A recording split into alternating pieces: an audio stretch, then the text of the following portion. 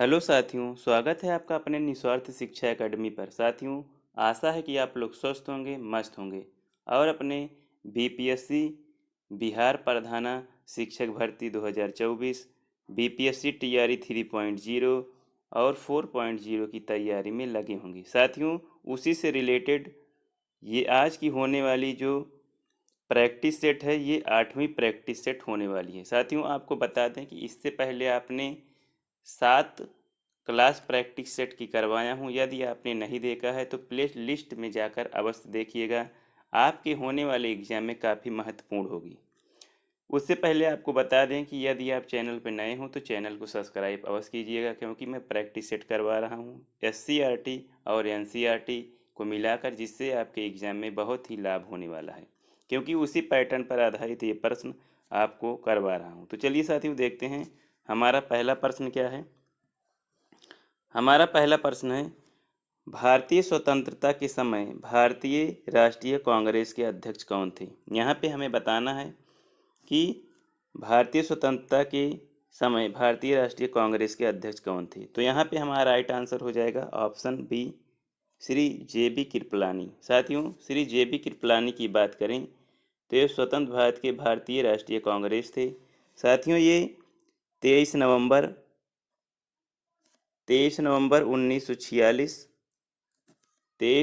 1946 मेरठ अधिवेशन के जो है अध्यक्ष थे, और ये 23 नवंबर 1946 से नवंबर नवंबर 1947 तक अध्यक्ष बने रहे। तो यहाँ पे हमारा राइट आंसर हो जाएगा ऑप्शन बी, श्री जे.बी. कृपलानी।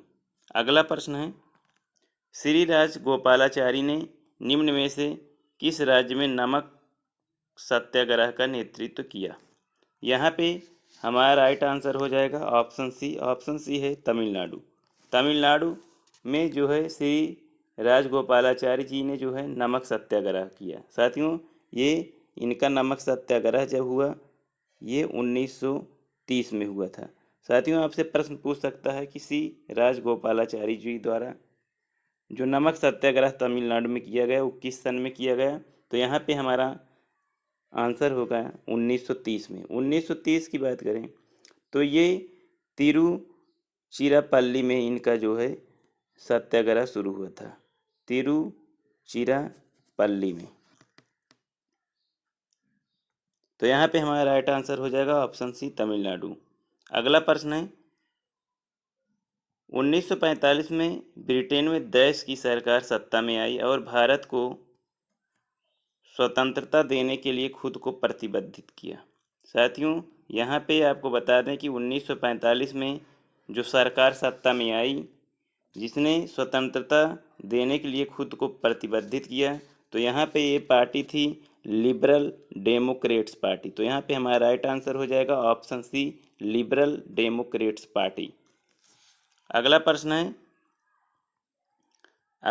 है हमारा कि 1947 में हैदराबाद का निज़ाम निम्न में से कौन था। यहाँ पे बताना है कि हैदराबाद का निज़ाम 1947 में कौन था। तो यहाँ पे हमारा राइट आंसर हो जाएगा ऑप्शन बी। ऑप्शन बी की बात करें तो ये हो जाएंगे उस्मान अली। उस्मान अली जो 1947 में हैदराबाद का निज़ाम था। अली के ही समय में तत्कालीन गृह मंत्री सरदार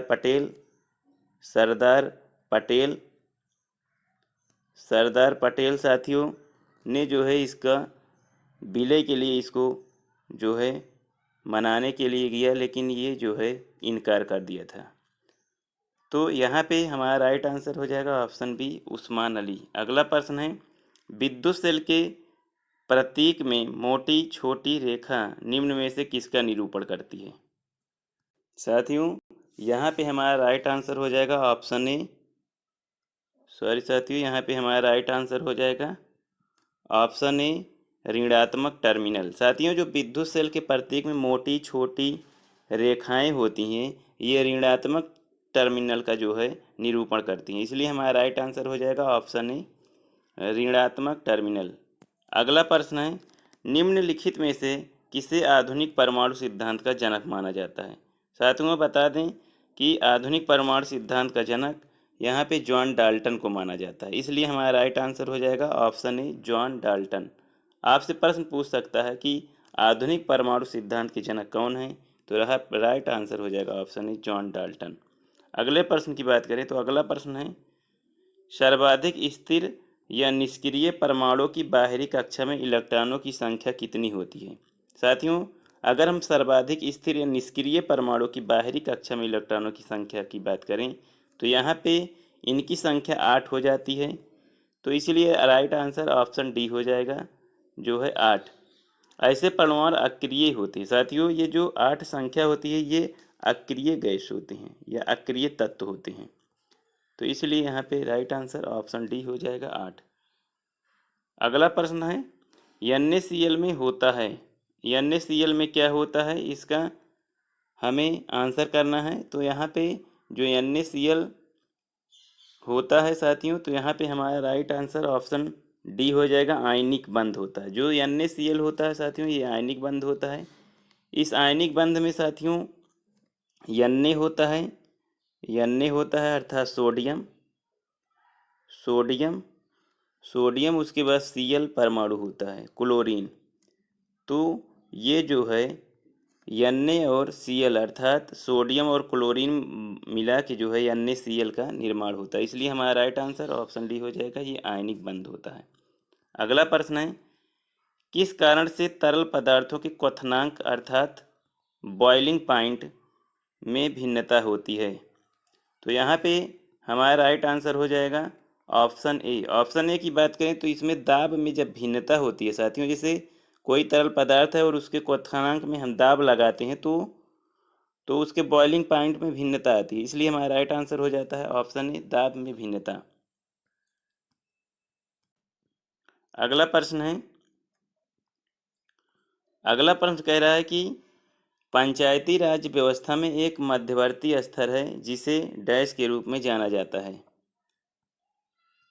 साथियों, अगर हम पंचायती राज व्यवस्था के मध्यवर्ती स्तर के देखें तो उसको जो है उसको किस नाम से जाना जाता है? तो उसको साथियों पंचायत समिति के नाम से जाना जाता है, पंचायत समिति के नाम से जाना जाता है। इसलिए राइट आंसर ऑप्शन डी हो जाएगा। साथियों, अगर हम संविधान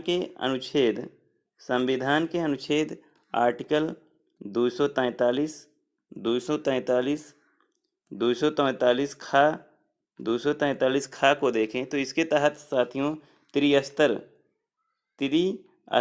पंचायत की व्यवस्था की गई है।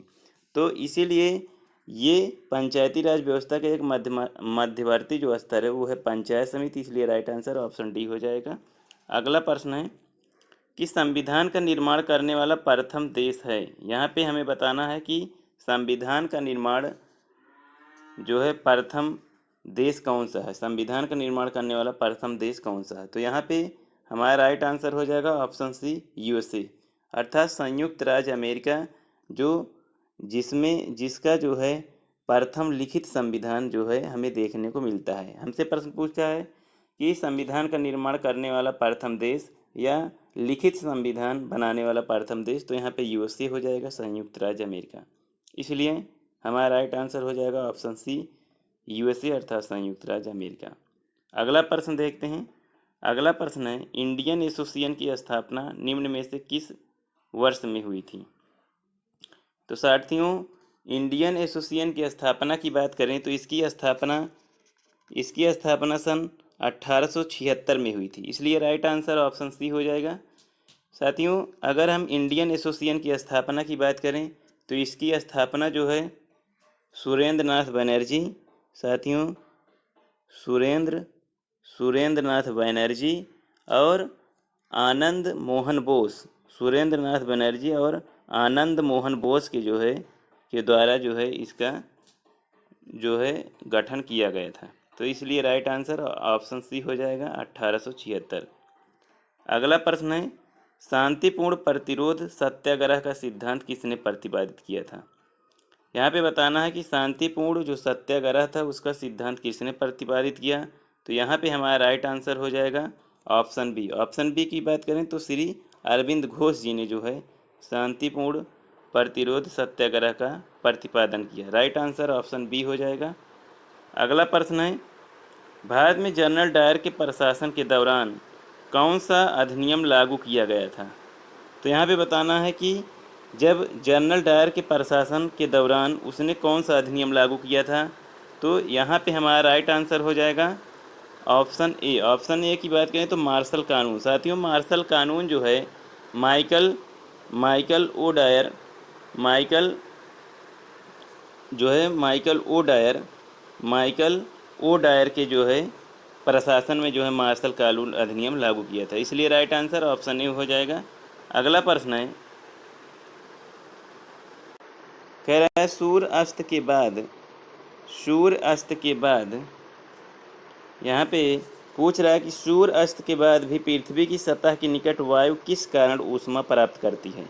तो साथियों, सूर्य ताप के बाद पृथ्वी सतह के निकट जो है वायु ऊष्मा प्राप्त करती है। यहाँ पे हमारा राइट आंसर हो जाएगा ऑप्शन बी, स्थलीय ऊष्मा जो है ये प्राप्त करती है, अर्थात स्थलीय विकिरण की बात कर रहा है। राइट आंसर ऑप्शन बी हो जाएगा हमारा। अगला प्रश्न है, सूर्योदय और सूर्य अस्त के समय सूर्य का रंग लाल क्यों दिखाई देता है? साथियों, आपने देखा होगा कि जब सूर्य उदय होता है, जब पूरब की ओर से सूर्य उदय होता है और पश्चिम की तरफ सूर्य अस्त होता है, तो सूर्य का रंग लाल दिखाई देता है। यहाँ पे बताना है कारण क्या है। तो यहाँ पे बता दें कि यहाँ पे हमारा राइट आंसर ऑप्शन डी हो जाएगा।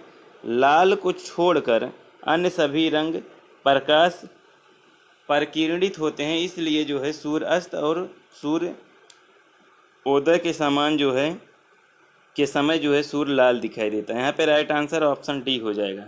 अगला प्रश्न है, समतल दर्पण द्वारा बनाया गया प्रतिबिंब हमेशा होता है। यहाँ पे पूछ रहा है जो समतल दर्पण द्वारा जो प्रतिबिंब बनाया जाता है वो हमेशा कैसा होता है? तो यहाँ पे हमारा राइट आंसर हो जाएगा ऑप्शन ए, आभासी तथा सीधा होता है। साथियों, जब किसी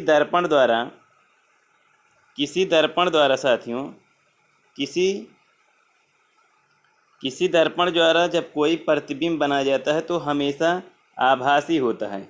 जैसे कोई दर्पण है तो वो हमेशा सीधा बनेगा और आभासी बनेगा।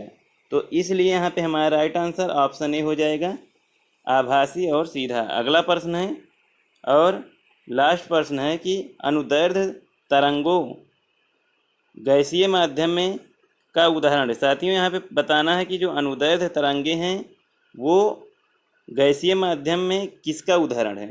तो यहाँ पे हमारा जो राइट आंसर हो जाएगा वो हो जाएगा ऑप्शन डी। ऑप्शन डी की बात करें तो अनुदैर्ध्य तरंगों में जो गैसीय माध्यम का उदाहरण है वो है ध्वनि तरंगे। साथियों, इसलिए हमारा राइट आंसर ऑप्शन डी हो जाएगा। तो साथियों, ये रहे कुछ महत्वपूर्ण प्रश्नों की सीरीज। यदि ये सीरीज आप लोगों को अच्छी लगी हो तो जो है कमेंट कीजिएगा, बताइएगा कि कैसी है। आप लोग कमेंट नहीं करते हैं, इसके लिए हम आपसे नाराज़ हैं। तो अगर ये महत्वपूर्ण प्रश्नों की श्रृंखला भी आप लोगों को अच्छी लगी हो तो लाइक कीजिएगा। साथियों, आप लोग लाइक नहीं करते हैं, आपसे प्रार्थना है कि आप लोग लाइक किया कीजिए, जिससे हमें मिलती है। मोटिवेशन से हम और वीडियो बनाने के लिए जो है तत्पर होते हैं। और साथियों, कोई साथी आपका तैयारी कर रहा है, बीपीएससी हो चाहे वो बीपीएससी हेडमास्टर प्रधान शिक्षक भर्ती हो, तो उसके पास भी शेयर कीजिए करें। और साथियों, चैनल पर नए हो तो चैनल को भी सब्सक्राइब कीजिए करें। तो इसी के साथ अलविदा लेते हैं साथियों। Thank you. जय हिंद।